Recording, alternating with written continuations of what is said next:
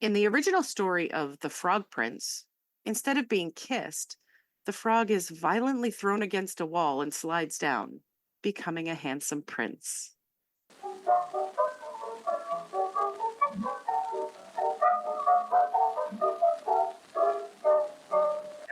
wasn't finding a bow wow. Daddy wasn't finding a bow wow. I love my little cat. I'm very fond of that. I'd rather have a pig. Bow wow wow wow wow. Daddy Hello, wasn't and welcome to the finding Mochiverse. a I'm bow Linette, wow. And I'm Skip. Daddy wasn't and finding a I bow know you missed wow. it. We I certainly love did. the little cat. So, I'm today, very in the fond of spirit that. of I'd lightheartedness and rather have a merriment, pig. Bow we're wow bringing you wow. gory murder stories to tell young children. Yes. So today's subject is the Brothers Grimm, which most people listening to this have probably heard of. But I'm going to just give you a little biography of these super messed up dudes. They are super messed up, but I think in a good way. Actually, their lives were probably like pretty normal and well, not normal. It wasn't super happy, their lives, but their lives weren't like, they weren't living in the shadows or anything. They were just dudes. They were German dudes.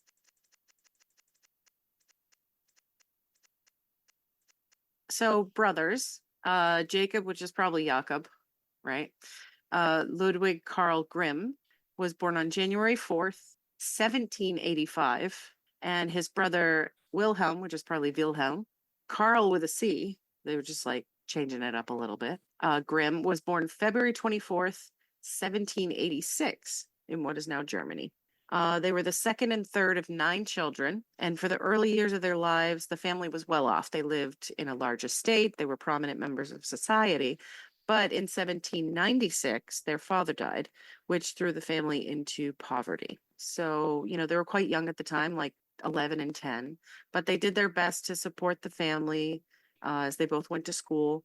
They went to school and university and all of that business. They eventually found themselves excelling in research and history. Okay, they were top students despite their struggles with poverty. And Jacob eventually gained a post as librarian for the King of Westphalia, supported his family and his brother Wilhelm's further studies.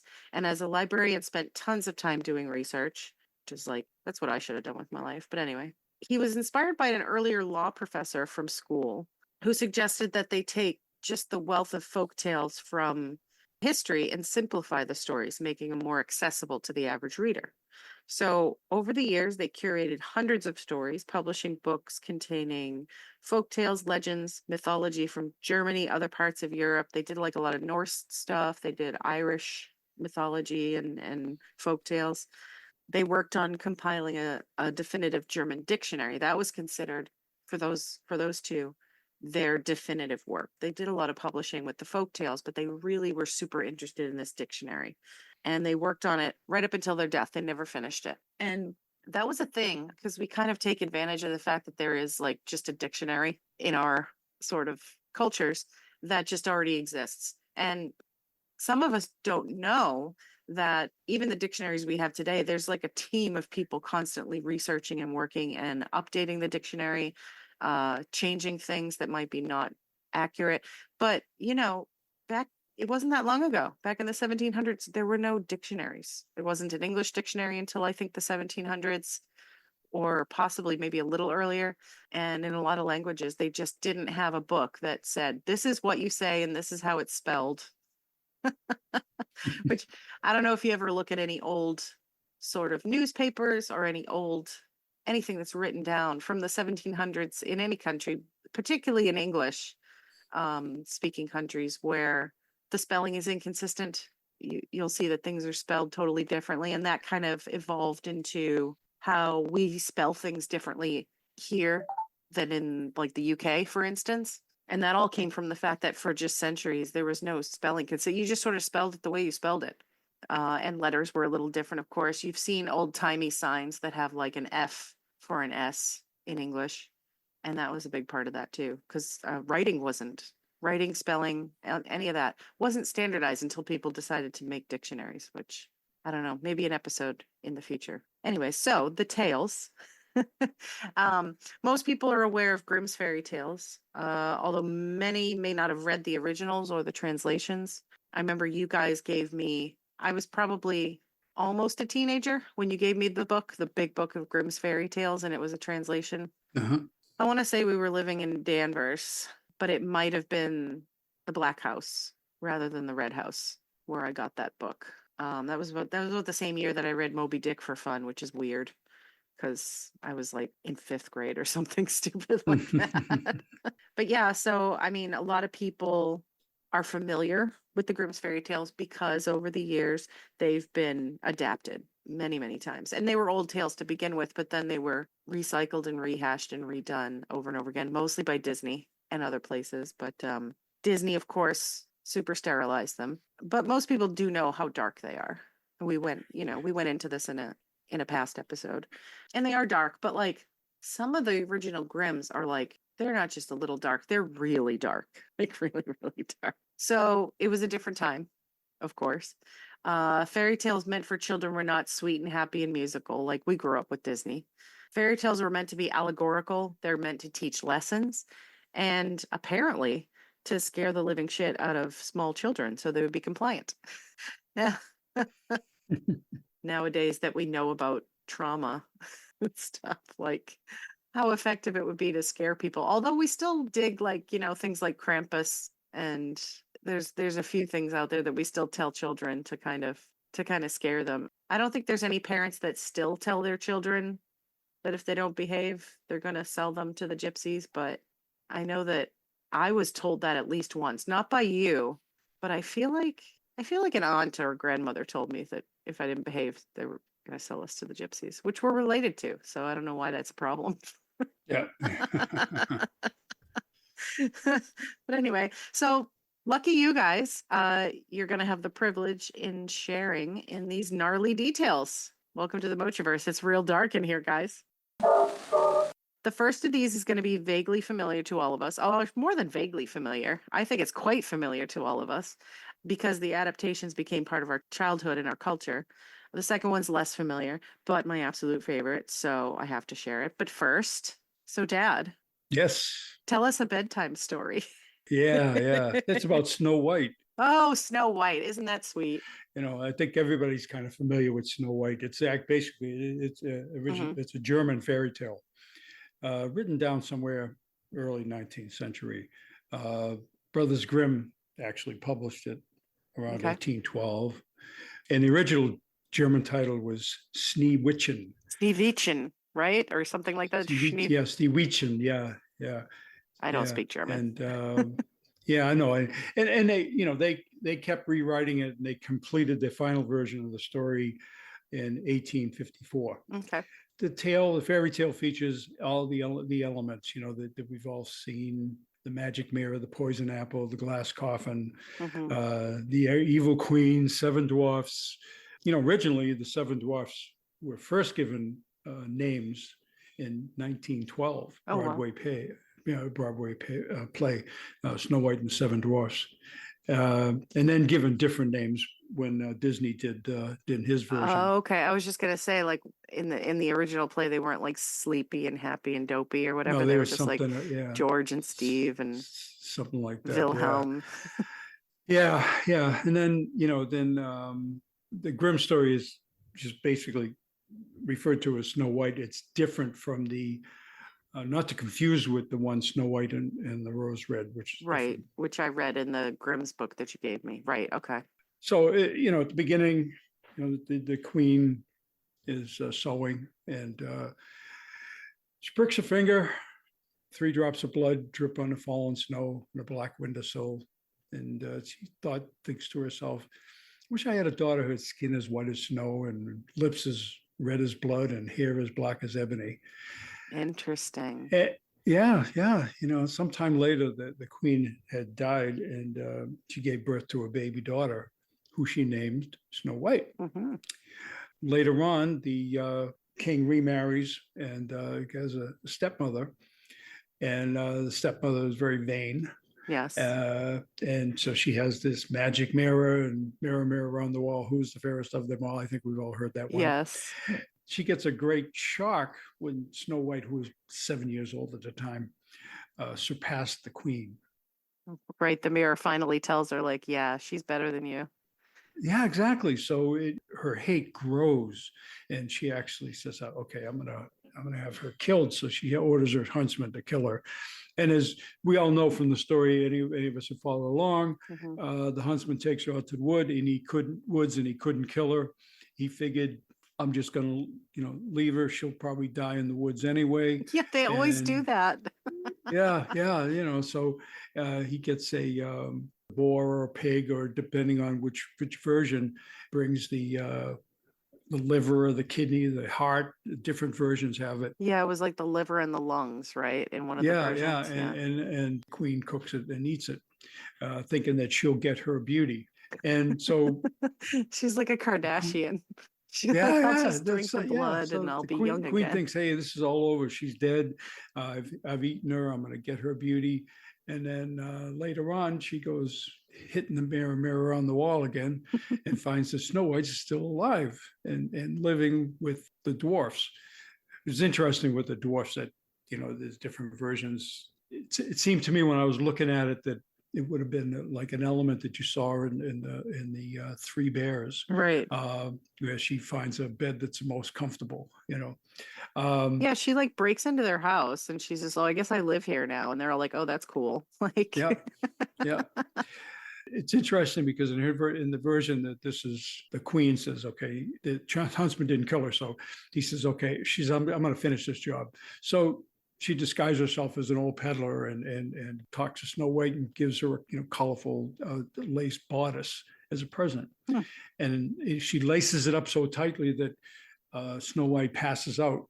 Oh. And before she could die, the dwarfs come along and loosen it up, and then she ends up living. And then the dwarfs are like, here's this. Let's take her clothes off. Yeah. So that then the queen tries to mirror anything, and she's still the fairest of them all. She disguises herself as a comb seller and gives her a beautiful comb as a present that's poison. And she's overcome by the poison again. Right. The dwarfs save her. The final time that the queen goes after her is with the poison apple, which we see in Disney. Right. As you can see, there are 3 different attempts by the queen that you don't see in the Disney version, but that's the original story. Okay. Which, consistent with the Disney story, sometime later the prince finds her lying in a glass coffin. It's like, she's hot. She's hot. This dead girl's hot. And doesn't kiss her to wake her up. But as he's transferred in the coffin back to the palace, goes over a bump and dislodges the apple from her throat. He fucking drops. And so she wakes up, and then he ends up marrying her. And later on, the queen does the mirror on the wall and finds out that there's this princess that's getting married. She goes to check it out, and she's dismayed is a word, to find out she's still alive. Yeah, she's slightly disappointed after all those attempts. Right, disappointed. So she tries to kill her again, but the prince recognizes it. The prince orders the queen to wear a pair of red hot slippers and to dance until she drops dead. Wow. I think that's pretty freaking dark, but that's creative. Well, you tried to kill my wife like 10 times. Right. You got to be creative with the punishment, I guess. I'm going to get you, So, obviously we go, the sanitized version of Snow White and the 7 Dwarfs, they really just, they just touch on the poison apple. There are other variants. There was one by a Celtic folklorist. They did a version of that. There was one in Italy. They're all different versions. Germany did another version of it. In Italy, it contained the same story, which is actually published way before. It was like in the 1600s. It had similarities, which is the girl went into a sleep, and she was Snow White skin. And the one story was the raven. Yes. The heroine is not the daughter of a king, but a innkeeper. Antagonist is not a stepmother, but a biological mother. Instead of dwarfs, she takes refuge with robbers. So that's one Italian version. And sometimes the heroine's protector is a female instead of male, as in another Italian version. The antagonist, again, is her stepmother. And she orders her servants to kill her. but then instead of doing that, the two women get together, and instead of they take it out and they give poison flowers to the queen. My So goodness. There's a lot of, yeah, there's an awful lot of killing and poisoning. Of course, like the poisoning thing, it is like sort of a given that poisoning is usually the weapon of choice for women when they murder. But apparently, if you have power, your weapon of choice as a murderer is to just like order your staff to do it. yep, yeah, so this is all, and you can see there's all these different ones. There was a similar version from Siena where the heroine runs away from home riding an eagle, takes it to a palace inhabited by fairies, and then the stepmother sends servants again to kill her twice with poisoned sweetmeats and with an enchanted dress. So there's Poison organs, in other words. Like, here, have some yeah, kidneys yeah, and wait. So weird. yeah, it's weird. It's as you can see, there are all these versions are pretty dark, but they end up with Snow White still surviving and the queen dying, which it's just this revenge and jealousy and all that, all those elements that are incorporated in it. And Right. it's interesting because I guess you could think that if you're teaching kids these stories, yes, they're dark, you're giving them a positive where the heroine comes out on top eventually. Well, and the bad one always gets punished in the end. That was actually carried forward into the film code, the Hays Code, that was in old films, and they had to change a bunch of stories because of it. The Hays film code had a lot of rules that were put forth to try and keep films decent. But there was a lot of different ones, like kisses couldn't be a certain whatever. If people were kissing on a couch, somebody's leg had to be on the floor and things like that. But one of the big ones, which I always found fascinating, was that anybody who was bad, like who was evil, who did crimes, had to be punished in some way in the film. And when I was younger, I read the novel Rebecca, and you and I watched the film one time, and I was like, wait a second, the ending is totally different. But they had to change the whole ending because the way that Rebecca is dispatched was not accidental in the book. Right. And so that would have made the hero of the story, or the protagonist of the story, a murderer, which means he couldn't be happy in the end. In the book, spoilers, he killed his wife because she was terrible. She was terrible, but he killed her because he was like, there's no way to dispatch her unless I just kill her. And he like shot her. And then when they found her body, they didn't find the bullet because the bullet had passed through her ribs. And so he got off. He was found innocent in the trial, and they lived happily ever after in the story because they got away with it. But it was okay because she was a terrible person. But in the movie, they were like, yeah, we can't do it that way. It's going to have to be, there was an argument. She was horrible. She accidentally slipped and hit her head and died. So then I put her in the boat and she sank, because otherwise they would have had to take him, Max, and put him in jail at the end of the movie because of the Hays Code. But yeah. So, and it's funny because like the children connection too. I mean, even into my generation, there were some dark stuff for kids. Watership Down, very, very dark stuff with rabbits getting killed and all kinds of things like that. But oddly enough, this morning I was watching just a little clip on Facebook from Tom and Jerry, which I know wasn't made in my generation, but I watched it when I was a kid. And there was this nice little cartoon of Tom and Jerry, and Tom is in heaven for whatever reason. I think he's trying to sneak into heaven, but he's up at the pearly gates.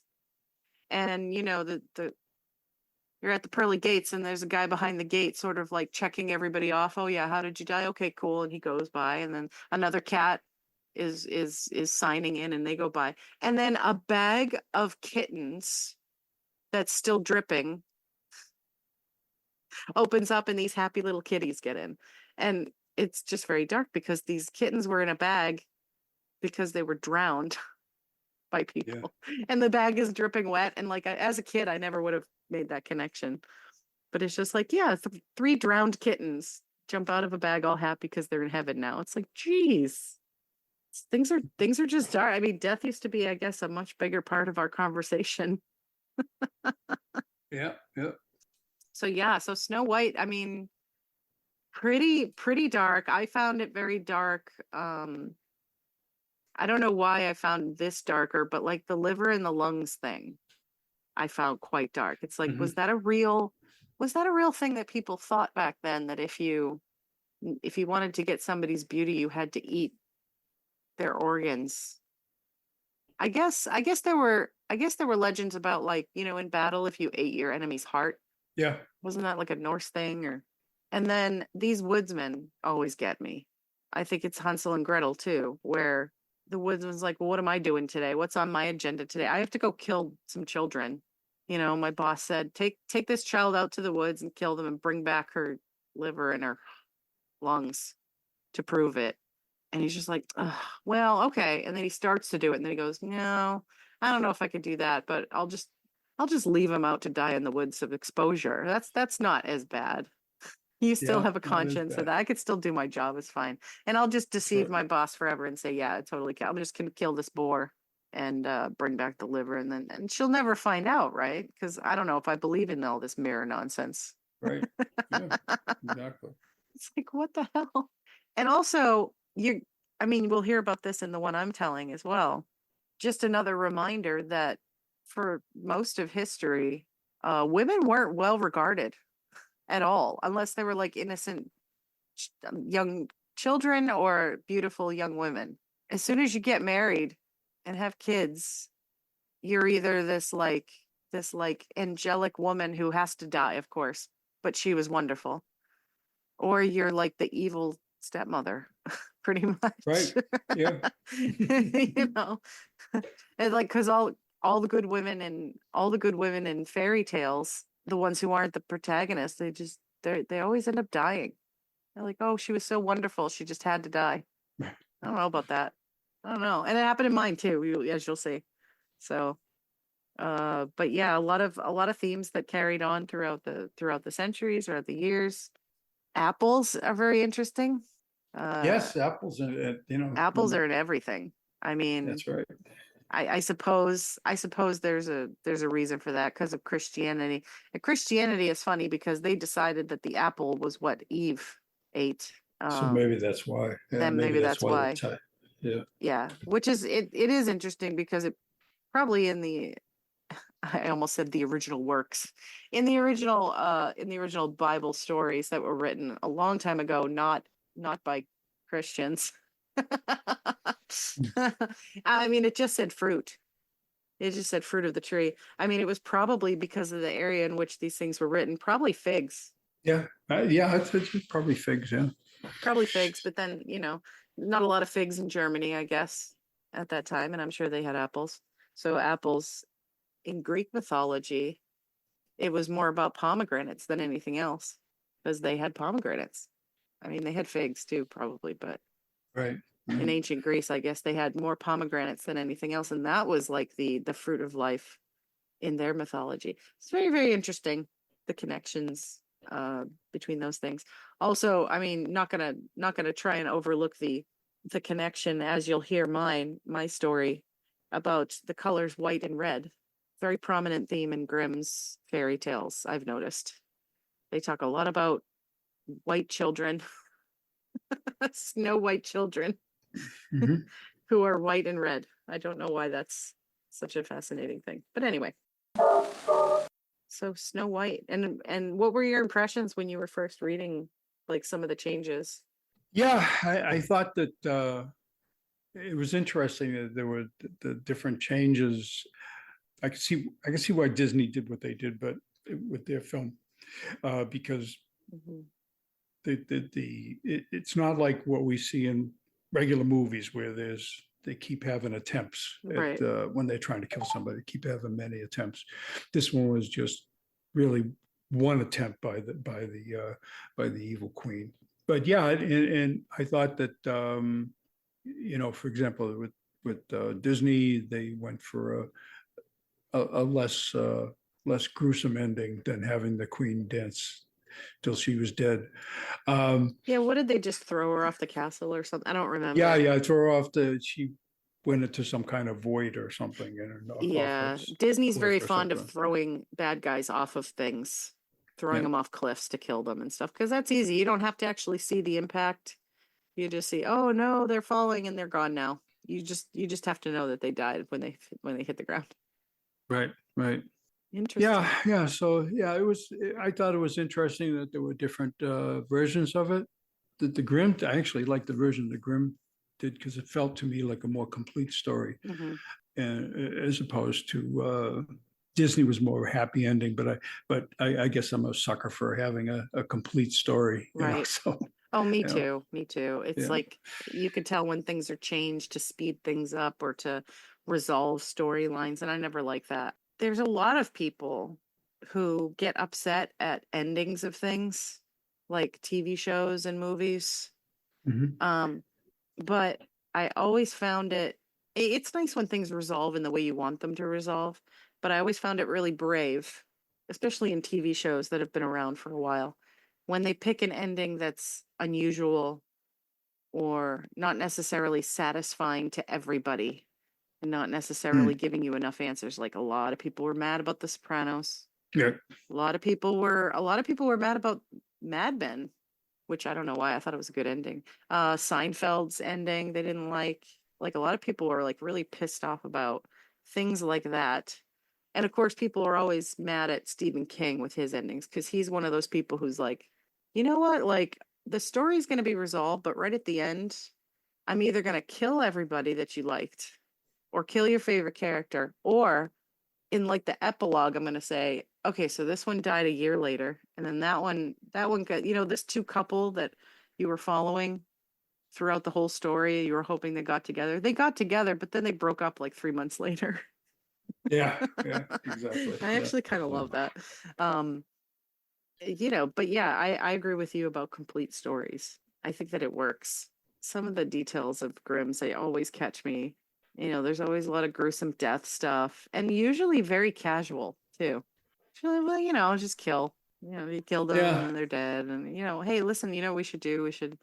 We should put some, red hot shoes on you Mm. and make you dance. And that's another thing, make you dance. Like, I mean, is this Stalin? Like, did they even have guns back then? Was it like that kind of make you dance? Or is it Yeah, just I don't like, know. because, Stalin used to make his officers dance when he was drunk.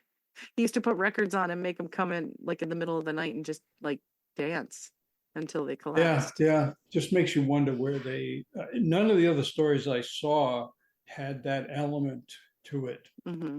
in terms of how the queen was disposed of. That's interesting because there's also a humiliation involved as well, and the control involved.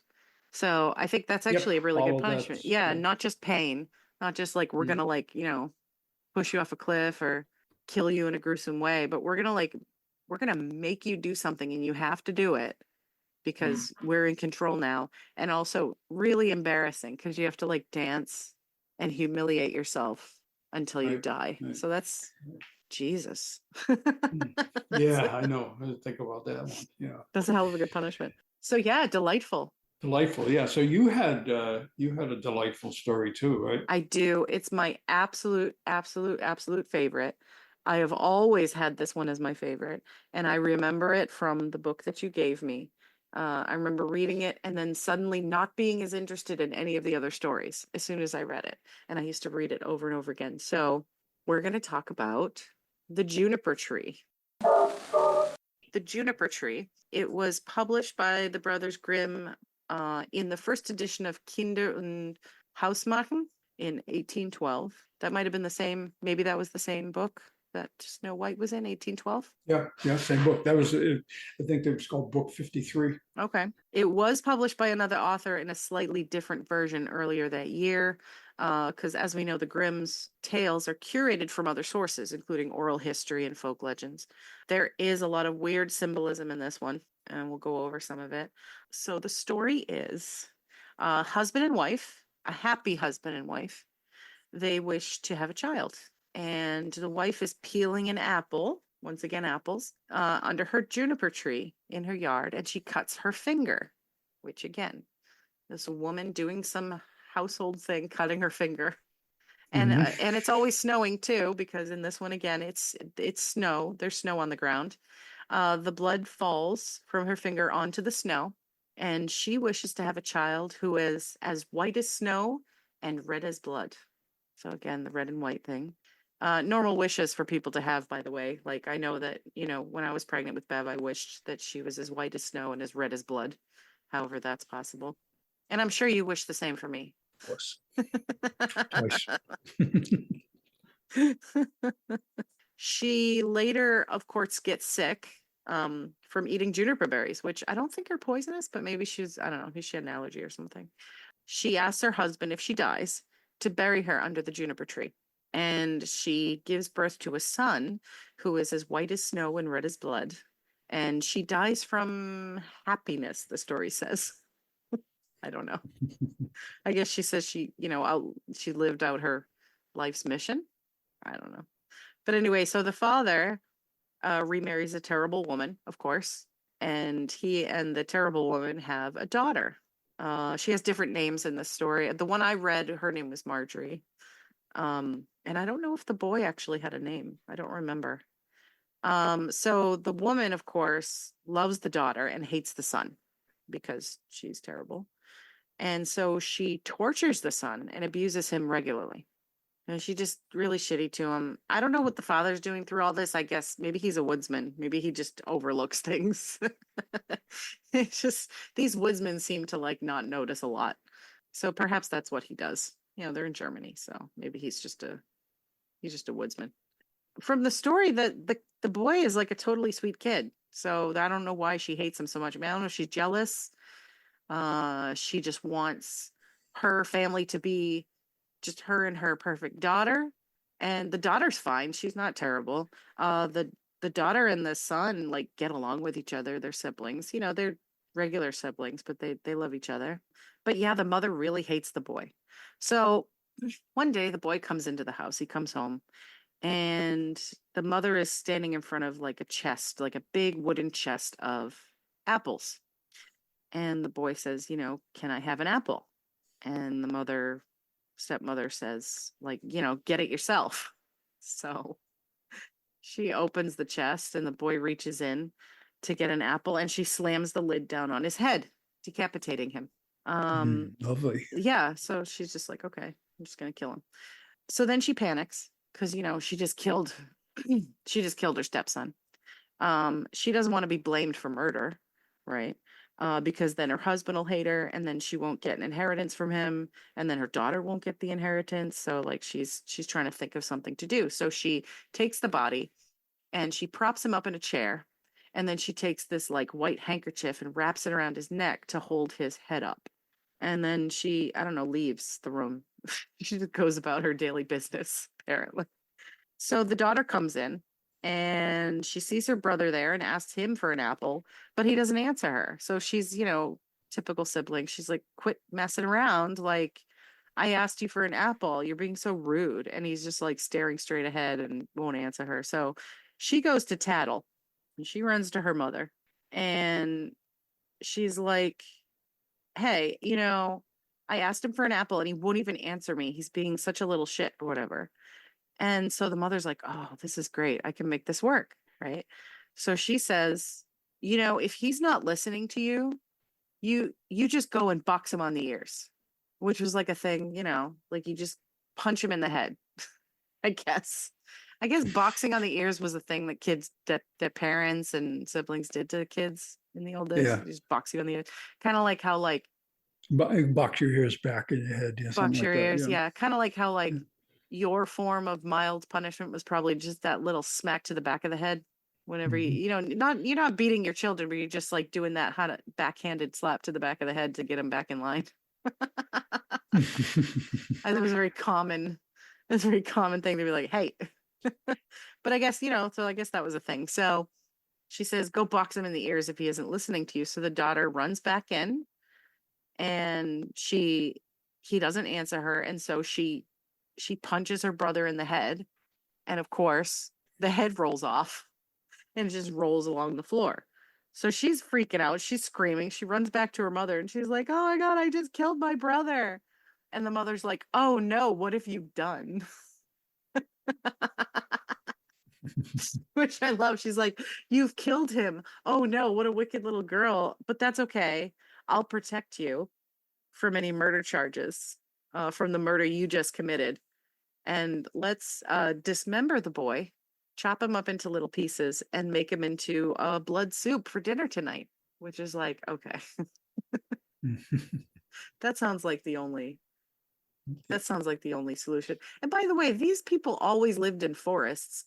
Why, if you dismember your child, because you did all those things anyway, you killed him, dismember him, throw him in the forest. The wild animals will take care of that. Why do you That's have to right. make him into Yeah. soup? These people need some advice from us. We need to be more practical. So, and I just want to also note that I like German food. Mhm. But I don't know about this blood soup. Now, my aunt, my German aunt, she made me eat blood sausage once when I was little, and I was not pleased. So, but apparently that's a thing that people in other countries like to eat blood sausage. That's fine. If you like it, you can like what you like, but I don't know if I'm going to go for that blood soup. But the family really did enjoy that blood soup. And so the mother served this blood soup to everybody. Father sits down, daughter sits down, and the father's eating it, saying it's the most delicious soup he's ever had. Now, just think about this poor girl for a minute. She not only did she have this traumatic experience where she thinks she killed her brother, her mother's like, "That's okay. We have a solution.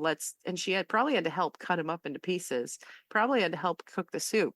She's got to sit at the dinner table and presumably also eat, right? And I mean, it doesn't really Mhm. say, it really just talks about the father eating it, but like, you're not just going to feed the father, you know? So that's pretty horrific. But anyway, cannibalism. So the father's eating and he's throwing the bones under the table as he eats, as you do. And the daughter is sneaking under the table and grabbing the bones and putting them in like a handkerchief. And after dinner, she takes the handkerchief out to the backyard and buries the bones under the juniper tree. And as soon as she does that, this like magic mist comes out of the tree. And from this magic mist springs this beautiful bird. And the bird starts singing a song. And the song has different versions, but basically in the song, he's telling his story. My mother murdered me, my father ate me, and my sister took my bones and buried them under the juniper tree. And I'm such a beautiful bird. And I'm singing this lovely song. And that was basically the song. So that's awesome. So the bird flies into town and starts singing this song to different people. And of course, people are amazed at this beautiful bird singing, a song with words. I was going to say in English, but no, it was German at the time. Yep. The song is lovely. So the song is so beautiful that he goes to sing to the shoemaker, and the shoemaker is so impressed that he gives the bird a beautiful pair of red slippers. He then goes to like the jewelry maker, the goldsmith or whatever, sings the song again, and the jeweler, goldsmith, whatever he is so impressed that gives the bird this beautiful gold chain. And then he goes to the miller, and the miller is so impressed by the song that he gives the bird this huge millstone, which is great. It's like, it's what I have to give. Here, have a big millstone. Yep. So the bird returns back to the house and starts singing the song again, and everybody runs out at the sound of this beautiful bird song. And the mother runs out, the daughter runs out, the father runs out, and the bird sings its beautiful song again. My mother murdered me. My father ate of me. My sister Marjorie gathered my bones, buried them under the juniper tree. Kai wit, kai wit, kai wit, I cry, oh, what a beautiful bird am I. And everybody's like, wow. And so the bird drops the shoes, the slippers at the father's feet, and drops the beautiful gold chain at the little girl's feet, and then drops the millstone on the mother's head and kills her instantly. and and when this happens, apparently there's no trauma in that scene at all.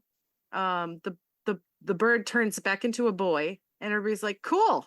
And they just go and be a happy family after that. Like the Wizard of Oz. You'd be like, kill the witch. It's like, you killed her. Yay, she's dead. Everybody's happy now. And so that's the juniper tree. That's the juniper tree. So, and the rest of the family lives happily ever They're after. just fine now. Yeah. Yeah, everything's cool. Like, I mean, everybody hated the woman, I guess, and she hated all of them, except for her daughter. But like, what? I What actually like the that. That's like my favorite part of stories where like an evil thing is killed, because like these minions or these soldiers or these people living under the torture of some evil person, somebody comes along and gets the revenge and kills the person, and they're like, "Yay, we're free now." It's like, gosh, I mean, I guess it just emphasizes that there was no options for people in unhappy families back then. It wasn't a lot of divorce. I mean, I guess you could just hire a woodsman to kill somebody if you wanted to, but uh, I guess there weren't as many options back when these stories supposedly took place. So yeah, I don't know. It's just my favorite because it's so weird and so many weird things happen in it. It's so like dark, and I love how like casual everything is, especially when you're reading it. When you read the Grimm's Failure Tales, it's just like, and then chopped his head off and went, "Oh no, what do I do?" Yeah, and then just feed them to that's just weird. Feed him to the father. Father's like, "This is delicious," and like, Yeah. yeah, that's what I mean. Like at the end of the story, why is the father not on the ground going, "Oh my god, I ate my son"? That's horrific. Yeah, What so is happening? I'm living a nightmare. Why did that not happen in the story? Everybody's like, "Oh, okay, yeah, yeah, it's over now." I mean, whatever. yeah, Germans, am I right? yeah, exactly. Holy crapola. Yeah. So, but yeah, so I mean, that's why I love them so much, and hopefully you folks love them too. I mean, what do you think about that story? You know, it, it's pretty bizarre. Yeah, obviously it's pretty bizarre, and it just makes you think the happy ending. As I sit and think about the happy ending is like in real life, sooner or later, the father would be there'd be a lot of resentment cooking up. Not for the kids, but for the evil stepmother, whatever you're gonna say. He says, "Man, did I Right. screw this up?" So Right. I mean, like, I'm just thinking back to like my childhood, and like, we were all a blended family, and there were moments, when things were a little tense and a little harsh. I mean, we're kids, kids are shitty and stuff. And like, if I was having a conflict with Sue, that must have been rough for you because you were just like, "This is my kid. Wait, this is my wife. Wait, what's going on?" yeah, You know. I can only imagine if Sue had like, chopped my head off. You might have some feelings about that. yeah, I Imagine, might. imagine Yeah, that Sue chops my head off yeah. and then props me up in a chair, and Stacy has to come in and punch me in the head, and then she's like, "Oh, don't worry, Stacy, I'll help you cover up the evidence. We'll just chop him up and feed him to your father. Tell him it's like it would be like stuffed peppers or like meatballs or something. Make me And into a lasagna." And then Stacy would have to bury my bones under the juniper tree. yeah, just the it's just one of those things where you look at the story and you go, okay, it's a story, and what is obviously the point is that the evil stepmother gets her comeuppance, uh, Right. but Right. I mean, now I just want to be clear, my stepmother is not an evil stepmother. Although I don't know, if you had asked me when I was young, I might have had different opinions because I was a stupid kid. But like, my stepmother was just a person who fell in love with somebody and then all of a sudden had three children. yep, that's right. So What the like, hell? yeah, Yeah. three children, two of which were not brought up the way that she had done it. So like, I can imagine. Oh yeah, that was always well, I won't say it was a point of emphasis, but we ended up just being able to deal with it deal with the kids individually, Yeah, you know, and, I mean, it worked out. each, yeah, it worked out. You both did a good job. Yep. And look how I turned out. Yeah, Yeah. exactly. Look how I turned out. I'm fine. Yeah. Yeah. Nope, nope. You actually like I think one of the biggest things that, just like with a lot of teachers, one of the biggest things that you guys gave me was that book. That was a big development. Encouraging me reading and encouraging me writing was what made Yeah. me who I am today. Which was great because like, I didn't have the means to go out and explore all that stuff. I wasn't close to a library. I wasn't going to go and explore things. I didn't have anybody else who was interested. So giving me these books and exposing me to stuff is, I mean, I still think it's the best gift that you can give to your kids is showing them all the cool things, you know? Yep. Yeah. Just reading, that just, I'm not sure if the skill is still there the same way it was before, because there's so many different ways to get attention nowadays, as opposed to sitting reading a good book. I think I was always into reading. When I was in high school, I was in an advanced reading class. I just always liked to reading. I actually read every single day. Yeah. I read less than I'd like to, but I love to read. It's like I've started to pick it up again because my attention span was suffering because I would spend so much time just looking at quick little things like memes and short articles and videos and things like that. And you kind of get out of the habit of actually sitting long for a longer period of time and reading. And you really do have to get back into that habit or else you kind of lose it. So I've Yeah, started, you do. Yeah. yeah, I've started making Yeah. myself sit down, and I have so many books. So I'm reading Mm. like some nonfiction stuff now. I just have to sit down, and no matter what's going on, I'm gonna read a few chapters of this book. It's actually very nice, and I feel less like I've wasted time. Like I this morning, my ritual for waking up, it's a slow thing when I have a day off. I'll just slowly come into consciousness. But usually what I'm doing is listening to a podcast and either doom scrolling or playing stupid games on my phone. And then I feel bad later because so much time has gone by because I really didn't do anything productive. But I don't feel that way when I read for several hours at a time, you know. So I should probably do that more instead of, Yeah, you can get lost. I mean, if you sit, that's what I was saying about the electronic entertainment that we have nowadays. You get these quick snippets, and you go from one to the other, yeah. and it's different than reading a book. Where you got a story and you want to see the end of it. And Mhm. that's really, like I said, my thing about having a complete story. Yeah. That's probably because of reading books and expecting an ending, a complete ending, if you will. Mm, Um, absolutely. and that's why some of these, the Snow White, for example, I felt like it could have been more in depth, but then again, you're trying for a 90-minute Right. piece of entertainment. So That's true. That's true. And a lot of the other Grimm's tales are short too, to that kind of point. When I was trying to pick the couple that we were going to do today, I was reading a few different ones and some of them are just amazingly short. It's just like, here, this is what happened. This goose did this thing and then some girl died. The end. Like, whoa, wait a second. Like, what happened though? Like, yeah, exactly. that's why I like the juniper tree because it's a pretty long story, and because it also, I kind of blazed through it a little bit, but like each person that he goes to in the written story, the Grimm brothers rewrite this. They write down the song again, so you have to read that song again every time. It's like, and then he went to the miller, and the miller was pleased because he sang this following song, and then it plays all the it writes down all of the lyrics to the song again. So Mhm. it became it was very repetitive, which might have been the point. When you want children to remember something, you repeat things over and over again, and you have a repetitive theme to it. There is a theory that when you learn things, it's in threes. Yeah. Okay. Uh, Read, write, repeat.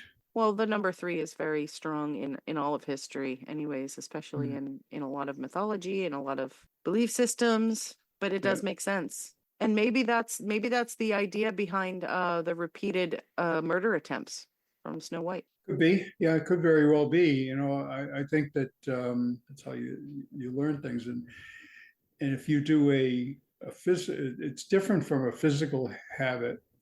Physical when you're trying to do a physical change to your routine, uh, it doesn't really catch until you've done it 6 times, which means that you have to repeat it. You Right. have to repeat the threes 2 times. Right. That's how you physically can change a habit. Right. Yeah. Anyway, that's That is interesting though. And I think also that the going back to the Snow White with the multiple murder attempts, I think they put that in there to add tension to the story, to add like, to make the story more interesting. Oh, what's going to happen next? Then she did this and then it didn't work. And then she did this next. And she's like kind of escalating, which Yeah. also makes it much more interesting than here comes this evil person. She gives her an apple. Oh no, she dead. Oh no, she's alive. Oh no, let's get her back. Like, that's fine, for Disney or whatever. But like, she keeps trying. It's like, oh, Snow White's always like, nobody ever asked Snow White, is she living in fear? She doesn't seem to. She seems pretty like da da da.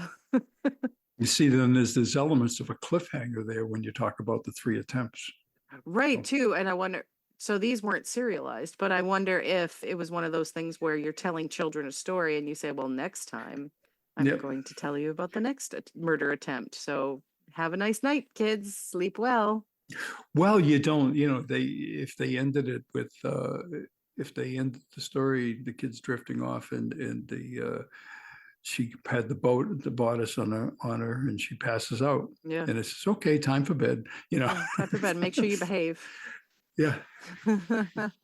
That's the other thing. I mean, like these methods of teaching children lessons through fear. Again, like I mentioned very briefly in the beginning of the episode, how like that carried over a little bit into our current culture, but not so much anymore. But like, there were always those little things. And we think about the old German fairy tales being so dark and so grim and like, oh my goodness, why would you tell children this to frighten them so much? But, we all kind of did that. I mean, like, not necessarily that kind of fear, but I talked about the selling you to the gypsies thing. But there were little things too, like if you make a funny face and somebody slaps you on the back, you'll get stuck that way forever. And even something that was meant to be not about fear can instill fear in children, like you telling me that if I swallow watermelon seeds, a watermelon will grow in my stomach. There you go. Like, I was terrified. I had to spit those things out, man, because I was Of like, I course. don't want a watermelon to grow in my stomach. We tell kids those things. We tell, there's lots of different examples of those kinds of things. I don't know if your parents ever did that to you, but like, I'm sure there were things like, if you make a face, you'll freeze that way kind of stuff from your childhood. Yeah. It's just a favorite one. That's for nothing, do something, that kind of thing. Oh, like if they like hit you just in case. Yep. Yeah. Yep. You used to do that, but in a playful way. Right. You used to like a little punch on the arm, be like, that's just in case you That's do right. something later. Right. Save that one for later. Yeah, because or I know you did something. Yeah, That would have been right. like your mother's method. I know you did something. Yeah. So here's a Yeah. smack on the head. So that's our show, folks. I hope you liked it, and I hope you listened early enough in the morning so that you can sleep okay. But if not, sorry, that's our bad. I hope you learned your lessons and will behave yourselves, and maybe don't eat apples today. I don't know. I don't want I don't want Big Apple to come after me or anything, but just behave yourselves. That's all I'm trying to say. Right. And also, if you don't want evil stepmothers to come after you, please send us an email at mochiverse@gmail.com. That's MOCCIAVERSE@gmail.com. You can send us love, praise, suggestions for future episodes. I don't know, maybe we get a P.O. box so they can send us presents. You can let us know what you'd like us to talk about. We'll totally do it. If you can, speaking of Apple, please come and rate us on Apple Podcasts, because it really does help us get more visible for other people. The more ratings that we have, hopefully 5-star, the more that somebody can sort of search for us and listen to us and learn about us. But tell your friends, like if you like our show, tell your friends about it. It's be like, hey, listen, I know these people who have a show, and if you're interested in listening to podcasts, start with this one because it's like really funny and they're really cool and it's the best ever. And they talk about really messed up stuff. We really want to keep doing this and sharing our crazy with everyone. So maybe keep that in mind. Maybe do that for us. And so now another way that parents like to torture their children, we'll carry on that tradition. We have dad jokes. That's right. And today, I don't have a son, but today my son asked, can I have a bookmark? I burst into tears. 11 years old and he still doesn't know my name. This is Brian. That's good. Yeah, I read that by law you must turn on your headlights when it's raining in Sweden. But how am I supposed to know when it's raining in Sweden? Oh, that's true. Yes. Yeah, yeah. Everybody knows Murphy's law, where anything that can go wrong will go wrong. But do you know Cole's law? It's thinly sliced cabbage. Albert Einstein was a genius who gave up wearing socks. So I wonder how smart I'd be once I stopped wearing pants. Oh, God. A friend of mine is known for sweeping girls off their feet. He's an extremely aggressive janitor. Oh, my God. I love it. Yeah, my son's fourth birthday was today. When he came to see me, I didn't recognize him at first. I had never seen him before. Oh, I like it. Okay. Okay. Yeah. I was out for a walk when I saw a sign that said "Man wanted for robbery." So I went in and applied for the job. Good. Ham Sandwich walks into a bar and orders a beer. The bartender says, "Sorry, we don't serve food here." I like it. I like that one. Yeah. It's a shame that the Beatles didn't make the submarine in the song Green. That would have been sublime. Oh, sublime. Yeah, yeah. I know some people pick their nose, but I was born with mine. I love reminiscing about the beautiful herb garden I had growing up. Good times. Good times. Yes. Yep. Ba-dum-dum-dum. Ba-da-ba-da-ba-da-ba-da-ba. Those are good ones. All Yeah, right. not too bad. All not right, too folks. bad. I hope you liked them and sleep well tonight. Bye. Ciao, ciao. Daddy wasn't finding a bow wow. Daddy wasn't finding a bow wow. I've got a little cat. I'm very fond of that. I'd rather have a big bow wow. Oh my God. I'm so glad I edit.